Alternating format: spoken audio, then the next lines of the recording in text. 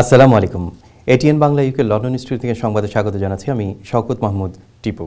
এদিকে ব্যাটনাল গ্রিন এবং বো আসনে লেবার পার্টির প্রার্থী রুশনারা আলী আনুষ্ঠানিকভাবে প্রচারণা শুরু করেছেন। বুধবার সাবেক নেতা লর্ড কিনাককে অনুষ্ঠানে উপস্থিত হয়ে এবারের নির্বাচনকে বিশেষ গুরুত্বপূর্ণ হিসেবে বর্ণনা করেন। মোস্তাক বাবুলের রিপোর্ট।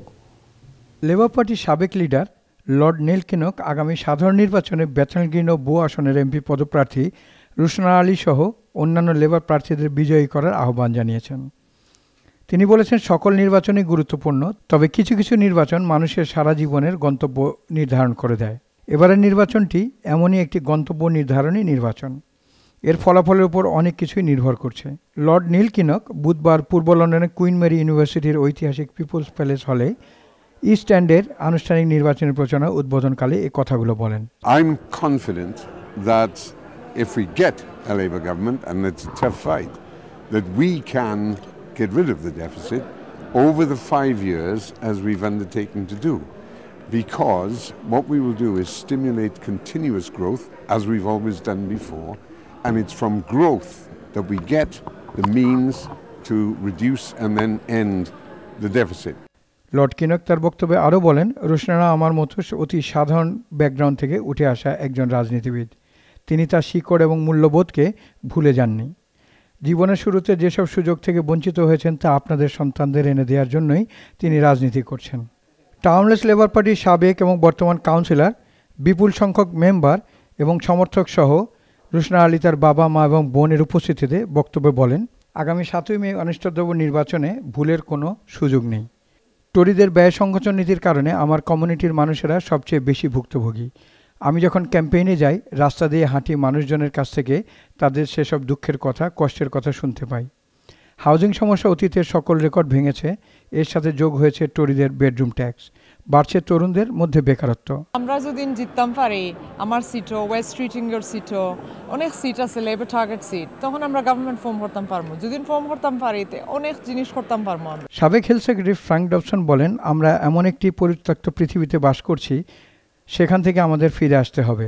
লেবার পার্টি একটি ন্যায়ভিত্তিক সমাজ প্রতিষ্ঠার জন্য লড়ছে উল্লেখ করে তিনি বলেন, সুসময়ে অনেকেই পাশে পাওয়া যায়, কিন্তু প্রকৃত বন্ধুর পরিচয় পাওয়া যায় কঠিন সময়ে। I think she's done a brilliant job for people in the East End, for the Bangladeshi community in London generally, and for all of us, because she's been speaking out on the important issues and getting across the fact that only a Labour government will look after most people. Popular and lime হাউসের MP পদপ্রার্থী Jim Fitzpatrick এর উপস্থাপনায় অনুষ্ঠানে আরও বক্তব্য রাখেন barking and ডেগানামের MP প্রার্থী Margaret হজ, West হ্যামের MP প্রার্থী লেন ব্রাউন এবং ইলফোর্ড নর্থের এমপি প্রার্থী ওয়েস্ট স্ট্রিটিং। অনুষ্ঠানে স্বাগত বক্তব্য রাখেন টাউনলেস কাউন্সিলের লেবার গ্রুপের লিডার কাউন্সিলর র্যাচেল সন্ডার্স। উল্লেখ্য, 7 মের সাধারণ নির্বাচনে রুশনারা আলী ছাড়াও ব্যাটনাল গ্রিন ও বো আসনে অন্যান্যদের মাঝে অন্যতমরা হলেন টরি পার্টির ম্যাথিউ স্মিথ, লিভ ডেমের টিনা লেসমোর, ইউকিপের পৌলিন ম্যাককুইন সহ আরও একজন বাঙালি রওশন আলী উল্লেখযোগ্য। Mostak Babul, ATN Bangla UK. দীর্ঘ প্রতীক্ষার পর বিদেশি এয়ারলাইন্সগুলো সিলেট ওসমানী আন্তর্জাতিক বিমানবন্দর থেকে সরাসরি ফ্লাইট পরিচালনা শুরু করেছে। বুধবার বিকেলে ফ্লাই দুবাই 130 জন যাত্রী নিয়ে সিলেটে পৌঁছে এবং 163 জন যাত্রী নিয়ে দুবাইয়ের উদ্দেশ্যে সিলেট ছেড়ে যায়। আগামী 2 মাসের মধ্যে লন্ডন সহ অন্যান্য দেশে সিলেট থেকে পুরোদমে সরাসরি দেশি বিদেশি বিমান চলাচল করবে। দেখুন আমাদের সিলেট প্রতিনিধি শাহ মুজিবুর রহমানের বিশেষ রিপোর্ট। পড়ন্ত বিকেলে মেঘলা আকাশ ভেদ করে প্রথমবারের মতো বিদেশি কোনো বিমান ফ্লাই দুবাই যখন ওসমানী আন্তর্জাতিক বিমানবন্দরের রানওয়ে স্পর্শ করল, তখন বিমানবন্দরে উপস্থিত লোকজনের মধ্যে অন্যরকম আনন্দ। প্রধানমন্ত্রী শেখ হাসিনার নির্দেশে ওসমানী আন্তর্জাতিক বিমানবন্দরে রিফুয়েলিং স্টেশন স্থাপনের উদ্যোগ নেওয়া হয় 2014 সালে। সিলেটবাসীর জন্য আনন্দের দিন, আমরা সিলেটবাসী খুশি। আজকে সরাসরি যে ফ্লাইটটা আইছে, আজকে সবাই তার প্রিয়জন, তার নিকটজন আইছে। প্লেন থেকে আমিও তার আত্মীয় স্বজনকে পাইব। আরো আমি সেফে যাইতেছি, আর সিলেট থেকে একদম ডাইরেক্ট যাইতেছি, যে আরো বেশি ভালো লাগতেছে এটাই। যেমন সিলেট নামায় ভালো হয়েছে, তো আমরা সময় পাচ্ছি, আমরা সুবিধা হয়েছে, তাড়াতাড়ি আসছি। আমরা তো অনেক সময় লাগতো, এখন সিলেট ডাইরেক্ট আইন, আমরা কষ্ট হয় না, সুবিধা আছে, এখন ভালো। বালাখানে আমরা ডাকাত গিয়া এনে লামিয়া কষ্ট হইতাম আসলাম, কষ্ট হইলাম না, আমরা ডাইরেক্ট গেলাম কি আলহামদুলিল্লাহ, কত ভাগ্য বালা আমরা। আমার মামাইরা আজকে আমরা একটা খুশির দিন, আজকে আমরা সরাসরি আজকে নিয়ে যাইলাম, এখন আর ঢাকা যাওয়া লাগে না। বিমানবন্দর কর্তৃপক্ষ জানায় এখান থেকে প্রতি সপ্তাহে 5টি ফ্লাইট পরিচালনা করবে ফ্লাই দুবাই। এ মাসের শেষ দিকে আরেকটি বিদেশি বিমান এয়ার আরাবিয়া ওসমানী থেকে যাত্রা শুরু করবে। হ্যাঁ, এই প্রথম ফ্লাই দুবাই বোয়িং 737-800 সিরিজের একটা ফ্লাইট অবতরণ আজকে, এবং তার মাধ্যমে সরাসরি সিলেটে আসা যাওয়া ক্ষেত্র উন্মোচিত হলো। এয়ার আরাবিয়া নামে আরেকটা এয়ারলাইন্স, তারা রাস আল খাইমা একটা জায়গা আছে, সেখান থেকে সরাসরি সিলেটে অপারেশন করবেন।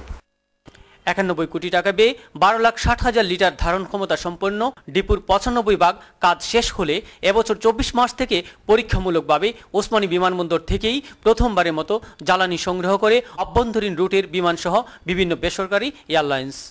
সহযোগিতা পেয়েছি আমরা সকল সরকারি প্রতিষ্ঠানের কাছ থেকে, তার জন্যই আমরা সফল হয়েছি আজকে এই ফ্লাইট চালু করার জন্য। সিলেট থেকে দুবাই সপ্তাহে 5টা করে ফ্লাইট যাবে, এবং ওইখান থেকেও আপনার দুবাই থেকে সিলেট এটা 5টি ফ্লাইট। সিলেটবাসীর দীর্ঘদিনের দাবি ছিল যে বিদেশের মাটি থেকে তারা বিমানে উঠে ওসমানী বিমানবন্দরে এসে নামবেন সরাসরি, আবার এখান থেকে সরাসরি বিমানে উঠে বিদেশের মাটিতে গিয়ে অবতরণ করবেন। কিন্তু বর্তমান প্রধানমন্ত্রী শেখ হাসিনা সেই দাবির বাস্তবায়ন ঘটিয়েছেন। তার নির্দেশে এবং ব্যক্তিগত ইচ্ছায় সিলেটে রিফুয়েলিং স্টেশন স্থাপন করা হয়, এবং এর মধ্য দিয়েই সিলেট থেকে এই বিমানের যাত্রা শুরু হয়েছে। শাহ মুজিবুর রহমান যখন, এটিএন বাংলা, ওসমানী আন্তর্জাতিক বিমানবন্দর, সিলেট। ওদিকে ঢাকা উত্তর ও দক্ষিণ সিটি কর্পোরেশন নির্বাচনে মনোনয়নপত্র বাতিলের সিদ্ধান্তের বিরুদ্ধে আপিল করেছেন আব্দুল আওয়াল মিন্টু ও নাসিরউদ্দিন আহমেদ পিন্টু সহ 3 মেয়র প্রার্থী। বাছাইয়ের পর মেয়র পদে ঢাকা উত্তরে 19 জন, দক্ষিণে 23 জন প্রার্থীর মনোনয়নপত্র বৈধ করেছে রিটার্নিং কর্মকর্তা। ইকরামুল হক সাইম জানাচ্ছেন বিস্তারিত। ঢাকা উত্তর সিটি কর্পোরেশন নির্বাচনে প্রথমের অবশিষ্ট থাকা কাউন্সিলর প্রার্থীদের বাছাই বৃহস্পতিবার শেষ করে রিটার্নিং অফিস। মনোনয়নপত্র হলফনামায় ভুল তথ্য, ঋণ খেলাপি ও ফৌজদারি মামলায় সাজাপ্রাপ্ত হওয়ায় কিছু কাউন্সিলর প্রার্থী মনোনয়নপত্র বাতিল হয়ে যায়। 2-1টা পেলাম যেখানে হলফনামায় আসলে প্রার্থী স্বাক্ষর করেন নাই। হলফনামায় প্রার্থী স্বাক্ষর করেন নাই মানে এটা হলফনামা হয়নি। আর কিছু 2টা হয়তো মনোনয়ন পত্রে প্রার্থী স্বাক্ষর নেই। ছোটখাটো ঋণ ওই ঋণটা আমার কাছে পৌঁছাতে পারে না, সেই ঋণের জন্য আমরা ব্যাপার করেছে। আমি এটা আপিলের মাধ্যমে এটা সংশোধন করব। প্রার্থী মনোনয়নপত্র যাচাই বাছাইয়ের কাজ শেষ করেছে রিটার্নিং অফিসারের কার্যালয়। এখন প্রার্থী পক্ষে বিপক্ষে আপিল করার সূত্র রয়েছে, আর তাই কাউন্সিলর এবং প্রার্থীরা ছুটে আসছেন ঢাকা বিভাগীয় কমিশনারের কার্যালয়ে। প্রার্থিতা বাতিলের বিপক্ষে আপিল করতে বিএনপি সমর্থিত আইনজীবী ও পরিবারের সদস্য আসেন বিভাগীয় কমিশনারের কার্যালয়ে। বিভাগীয় কমিশনার তার প্রতিনিধি আপিল গ্রহণ করে শনিবার বিকেলে শুনানির সময় নির্ধারণ করেন। আইনি বলা আছে নগণ্য কোনো যদি কুটে থাকে রিটার্নিং অফিসার এবং এটা সংশোধন করার জন্য দেবে, এবং ভোটার তালিকা 1500 যেখানে কুটি, সেই কুটির জন্যই ঘটনাটা ঘটেছে, এবং ছিল এটাকে সংশোধন করার সুযোগ দেওয়া। অন্যদিকে উচ্চ আদালতের আপিল নিষ্পত্তি না হওয়া বিডিআর বিদ্রোহ মামলায় যাবজ্জীবন সাজাপ্রাপ্ত বিএনপি নাসিরউদ্দিন আহমেদ পিন্টুর মনোনয়ন বাতিল করা অবৈধ দাবি তার আইনজীবী। ফৌজদারি 426 সেকশন 1 বলে দিয়ে যদি জামিন না পান তাহলে পেন্ডিং থাকবে, সাজাটা সাসপেন্ডেড। জনাব লুৎফুজ্জামান বাবর, জনাব হোসেন মোহাম্মদ শাহাদ, তাদের আপিল পেন্ডিং অবস্থায় তারা বসে কিন্তু নির্বাচন করেছিলেন। বাতিল হওয়া প্রার্থীরা 3 দিনের মাধ্যমে আপিল নিষ্পত্তি করবেন 3 দিনের মধ্যেই। ইকরামুল হক, বাংলা, ঢাকা। ব্রিটেনে বেড়ে ওঠা নতুন প্রজন্মের বাঙালিদের নানা ক্ষেত্রে সাফল্য অর্জনে উৎসাহিত করার লক্ষ্যে বার্মিংহামে 17 জনকে প্রদান করা হয়েছে British Bangladeshi young talent award. মঙ্গলবার বার্মিংহামে লর্ড মেয়র, ব্রিটিশ এমপি ছাড়াও ব্রিটেনের বিভিন্ন শহর থেকে আসা বাঙালি কমিউনিটির সর্বস্তরের মানুষের উপস্থিতিতে এই অ্যাওয়ার্ড প্রদান করা হয়। কাউসারুল ইসলাম সুমনকে সাথে নিয়ে রিপোর্ট করছেন জয়নাল ইসলাম। বর্ণাঢ্য আয়োজন ও উৎসবমুখর পরিবেশে ব্রিটেনে বেড়ে ওঠা নবপ্রজন্মের বাঙালিদের বিভিন্ন ক্ষেত্রে সাফল্য অর্জনে উৎসাহিত করতে বার্মিংহামে 17 জন ইয়ং ট্যালেন্টকে প্রদান করা হয়েছে British Bangladeshi young talent award 2015। British Bangladeshi trust ইউকের উদ্যোগে মঙ্গলবার বার্মিংহামের পরিবারের একটি হলে ব্রিটেনের বিভিন্ন শহর থেকে আগত বিপুল সংখ্যক বাঙালি কমিউনিটি নেতৃবৃন্দের পরিবার পরিজন, বার্মিংহামের লর্ড মেয়র, ব্রিটিশ এমপি, বার্মিংহামের বাংলাদেশি সহকারী হাইকমিশনার, বাঙালি কাউন্সিলরদের উপস্থিতিতে অনুষ্ঠানকে আলোকিত করে এবং তাদের উপস্থিতিতে জমখালো অনুষ্ঠানের মাধ্যমে British Bangladeshi young talent award প্রদান করা হয়। বাংলাদেশের জাতীয় সঙ্গীতের মাধ্যমে শুরু হওয়া অনুষ্ঠানের মূল আকর্ষণ ছিল উপমহাদেশের প্রখ্যাত জনপ্রিয় সঙ্গীত শিল্পী রুনা লায়লা।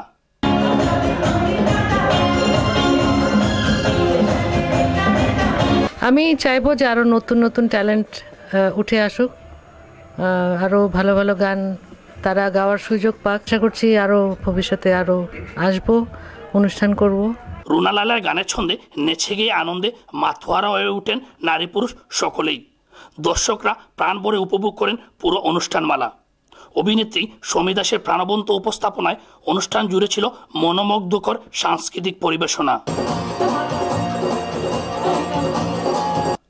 অনুষ্ঠানের শুরুতে স্বাগত বক্তব্য রাখেন ব্রিটিশ বাংলাদেশ ট্রাস্ট ইউকের চেয়ারম্যান জুবের আলম। অন্যান্যদের মধ্যে বক্তব্য রাখেন বার্মিংহামের lord mayor councillor Shafiq Shah, British MP Shabana Mahmood, বার্মিংহামের বাংলাদেশি সহকারী high commissioner Faisal Ahmed, councillor Ziaul Islam, councillor Nawaz Ali, community নেতা আনোয়ারুজ্জামান চৌধুরী, মিসবাউর রহমান প্রমুখ। পরে প্রদান করা হয় British Bangladeshi young talent award 2015। এতে অনূর্ধ্ব 14 স্নুকার বিজয়ী হামিম হোসেন, অনূর্ধ্ব 19 রাগবি টুর্নামেন্টের দলের খেলোয়াড় রাফাত ইমাম চৌধুরী সহ বিভিন্ন ক্যাটাগরিতে মোট 17 জন ইয়ং ট্যালেন্টদের হাতে তুলে দেওয়া হয় সাফল্যের স্মারক। This year has been a great year for me as I've reached the final of the West Midlands Under-14s, the West Midlands Under-21 final and the National Under-14s final. I'm very grateful for getting this award. It's really great that we can recognise talent in the community. নবপ্রজন্মের কাছে কমিউনিটির কল্যাণে কাজ করার বিষয়ে উৎসাহিত করার লক্ষ্যে ব্যাপক পরিসরে এ ধরনের আয়োজন করতে পেরে গর্বিত আয়োজক। আমাদের যে প্রজন্ম, আমাদের যে ইয়ং জেনারেশন এখন বাইর হয়ে আসছে যে সব জায়গায়, আমরা কিন্তু তাদেরকে রেকগনাইজ করতেছি না। এই ইয়ং ট্যালেন্টদেরকে আমরা রেকগনাইজ করার জন্য, এই ইয়ং ট্যালেন্টদেরকে আমরা উৎসাহিত করার জন্য এই ব্রিটিশ বাংলাদেশ কমিউনিটি ট্রাস্টের পক্ষ থেকে আমরা ব্রিটিশ বাংলাদেশে ইয়ং ট্যালেন্ট অ্যাওয়ার্ড অর্গানাইজ করেছি। বিভিন্ন সেক্টরে বাংলাদেশি তরুণদের ভূমিকায় স্বীকৃতি দানে ব্রিটিশ বাংলাদেশ ট্রাস্ট ইউকের এমন আয়োজন প্রশংসার দাবিদার বলে অভিজ্ঞ মহল মনে করেন। বার্মিংহাম থেকে জয়নাল ইসলাম, এটিএন বাংলা। বাংলাদেশের স্বাধীনতা সংগ্রামের ইতিহাসে নারীদের অবদান এখনও উপেক্ষিত। ৭১-এ নিজের জীবন ও পরিবারের ঝুঁকি নিয়ে নারীরা যেভাবে রণাঙ্গনে পাকিস্তানি হানাদার বাহিনীর বিরুদ্ধে যুদ্ধ করেছে, সেই অনুযায়ী ইতিহাসে তাদের মূল্যায়ন করা হয়নি বলে মন্তব্য করেছেন বিশিষ্ট ভাষা সৈনিক, সাহিত্যিক ও সাংবাদিক আব্দুল গাফফার চৌধুরী। শনিবার কোপেনহেগেনে ডেনমার্ক আওয়ামী লীগের উদ্যোগে আয়োজিত স্বাধীনতা দিবসের আলোচনা সভায় প্রধান অতিথির বক্তব্য রাখতে গিয়ে তিনি আরও বলেন, রাষ্ট্র ও সরকারের উচিত বাংলাদেশের ইতিহাসে মুক্তিযুদ্ধ চলাকালীন সময়ে নারীদের সঠিক অবদান তুলে ধরা। অনুষ্ঠানে প্রধান বক্তা বাংলাদেশ আওয়ামী লীগের কেন্দ্রীয় কমিটির সহ সম্পাদক প্রশান্ত ভূষণ বড়ুয়া বলেন, বঙ্গবন্ধুর মতোই প্রধানমন্ত্রী শেখ হাসিনা বাঙালির রাজনীতির ইতিহাসের ধারায় নিজেকে সমর্পণ করেছেন। শেখ হাসিনার হাত ধরেই রচিত হচ্ছে বাঙালির রাজনৈতিক ও অর্থনৈতিক নতুন ইতিহাস। ডেনমার্ক আওয়ামী লীগের সভাপতি সুভাষ ঘোষের সভাপতিত্বে এবং সাধারণ সম্পাদক মাহবুর রহমানের সঞ্চালনায় সভায় আরও বক্তব্য রাখেন সিরাজুল হাসনাত রুবেল, রুহুল আমিন কাজল এবং ডাক্তার বিদ্যুৎ বড়ুয়া। যুক্তরাজ্য আওয়ামী লীগ নর্থ লিঙ্কনশায়ার শাখার উদ্যোগে বাংলাদেশের মহান স্বাধীনতা ও জাতীয় দিবস উপলক্ষে এক আলোচনা সভা ও সাংস্কৃতিক সন্ধ্যা অনুষ্ঠিত হয়েছে। আমাদের ম্যানচেস্টার প্রতিনিধি ফুরকানুর রহমান চৌধুরী সাগর জানান, গত সোমবার নর্থ লিঙ্কনশায়ার তাহেরা কমিউনিটি সেন্টারে অনুষ্ঠিত সভায় সভাপতিত্ব করেন সংগঠনের সভাপতি আব্দুল মুহিত গাজী। ফখরুল ইসলাম জনি ও জিয়াল হক বিপুলের যৌথ পরিচালনায় সভায় বক্তব্য রাখেন কাউন্সিলর মাসুক আলী, বিশিষ্ট কমিউনিটি নেতা জাহাঙ্গীর চৌধুরী, ডক্টর জামাল আহমেদ, নাজমুল ইসলাম, আবুল কালাম রূপো, আব্দুল করিম সুবান, নিজামুদ্দিন এবং মিজানুর রহমান। সবাই বক্তারা সবাইকে মহান স্বাধীনতা দিবসের শুভেচ্ছা জানানোর পাশাপাশি দেশে বিএনপি জামাত জোটের সহিংস কর্মকাণ্ডের তীব্র নিন্দা জানান। তারা বাংলাদেশ আওয়ামী লীগের গৌরবময় ইতিহাস বর্তমান প্রজন্মের কাছে তুলে ধরতে এবং শেখ হাসিনার ভিশন 2021 বাস্তবায়ন সহ রাজাকার মুক্ত বাংলাদেশ গড়তে সবাইকে এগিয়ে আসার আহ্বান জানান। এদিকে স্বাধীনতা দিবস উপলক্ষে যুক্তরাজ্য যুবদল ব্র্যাডফোর্ড শাখার উদ্যোগে আয়োজন করা হয় এক আলোচনা সভার। এতে বক্তারা মহান স্বাধীনতার সাবেক প্রেসিডেন্ট জিয়া রহমানকে স্বাধীনতার ঘোষক বলে দাবি করেন। নুরে আলম রব্বানী জানাচ্ছেন বিস্তারিত। বাংলাদেশের ৪৪তম মহান স্বাধীনতা দিবস উপলক্ষে যুক্তরাজ্য যুবদল ব্রাডফোর্ড শাখার উদ্যোগে ব্রাডফোর্ডের স্থানীয় একটি রেস্টুরেন্টে আয়োজিত হয় এক আলোচনা সভা।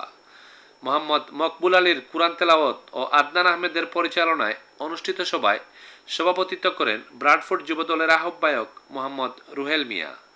এতে প্রধান অতিথি হিসাবে উপস্থিত ছিলেন ব্রাডফোর্ড বিএনপির সিনিয়র যুগ্ম আহ্বায়ক হাজি ফয়জুল ইসলাম।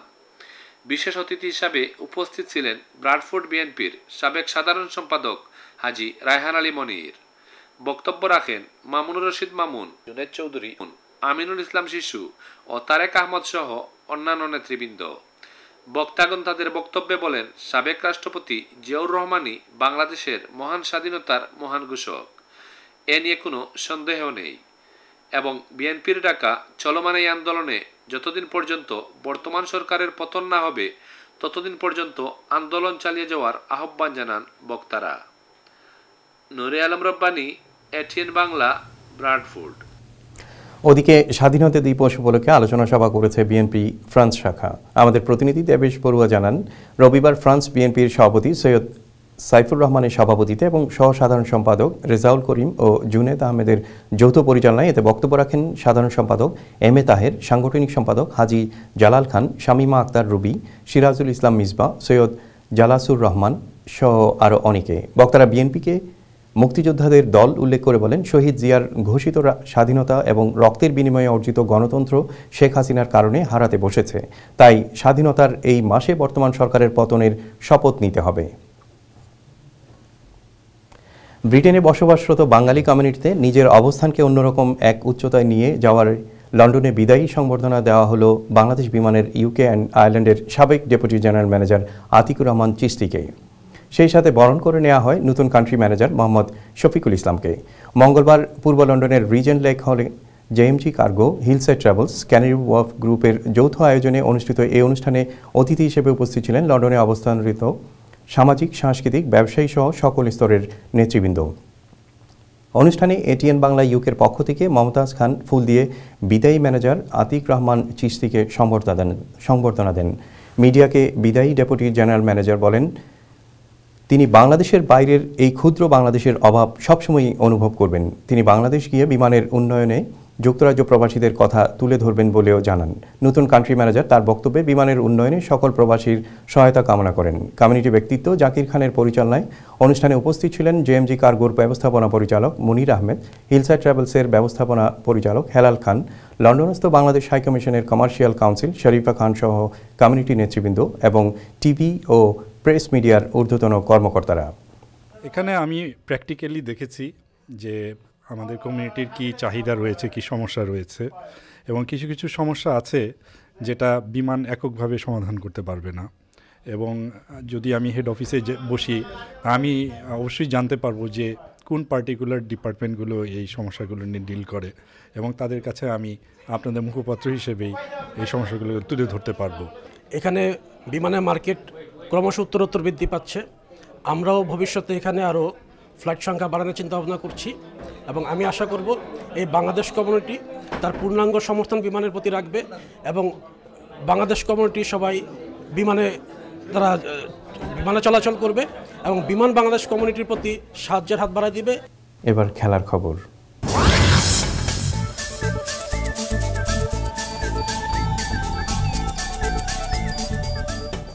ফুটবল। লিভারপুল ছেড়ে অন্য কোনো ক্লাবে যোগ দিচ্ছেন না রাহিম স্টার্লিং। ক্লাবের সাথে নতুন চুক্তি নিয়ে এখনও কোনো সিদ্ধান্ত না হলেও ইংল্যান্ড জাতীয় দলের গুরুত্বপূর্ণ খেলোয়াড় লিভারপুলেই থাকছেন বলে জানিয়েছেন ম্যানেজার ব্র্যান্ডন রজার্স। এর আগে 20 বছর বয়স্ক রাহিম বিবিসিকে দেয়া এক সাক্ষাৎকারে জানান, অর্থের চেয়ে ট্রফির গুরুত্ব তার কাছে অনেক বেশি। এজন্যই সপ্তাহে 1 লাখ পাউন্ডের প্রস্তাব প্রত্যাখ্যান করেন তিনি। বর্তমান চুক্তি অনুযায়ী সপ্তাহে 35,000 পাউন্ড পাচ্ছেন রাহিম স্টার্লিং। আবহাওয়া। গুড ফ্রাইডেতে ব্রিটেনের বেশিরভাগ এলাকায় দিনের প্রথম ভাগে ভারী বৃষ্টিপাতের সম্ভাবনা আছে। তাপমাত্রার খুব একটা পরিবর্তন আসবে না। এবার জানিয়ে দিচ্ছি ব্রিটেনের প্রধান শহরগুলোর সম্ভাব্য তাপমাত্রা। শুক্রবার লন্ডনের সর্বোচ্চ তাপমাত্রা থাকবে 12 ডিগ্রি, সর্বনিম্ন 7 ডিগ্রি সেলসিয়াস। বার্মিংহামে সর্বোচ্চ 10, সর্বনিম্ন 6, কার্ডিফে সর্বোচ্চ 12, সর্বনিম্ন 7, ম্যানচেস্টারে সর্বোচ্চ 9, সর্বনিম্ন 6 ডিগ্রি, এডিনবরায় সর্বোচ্চ 7, সর্বনিম্ন 4, পোর্টসমাউথে সর্বোচ্চ 10, সর্বনিম্ন 7, নিউক্যাসলে সর্বোচ্চ 6, সর্বনিম্ন 5 এবং বেলফাস্টে সর্বোচ্চ 9 ও সর্বনিম্ন তাপমাত্রা থাকবে 6 ডিগ্রি সেলসিয়াস। এই ছিল আমাদের আজকের আয়োজন। আমাদের পরবর্তী নিয়মিত সংবাদ দেখার আমন্ত্রণ জানিয়ে এখানে শেষ করছি। আল্লাহ হাফেজ।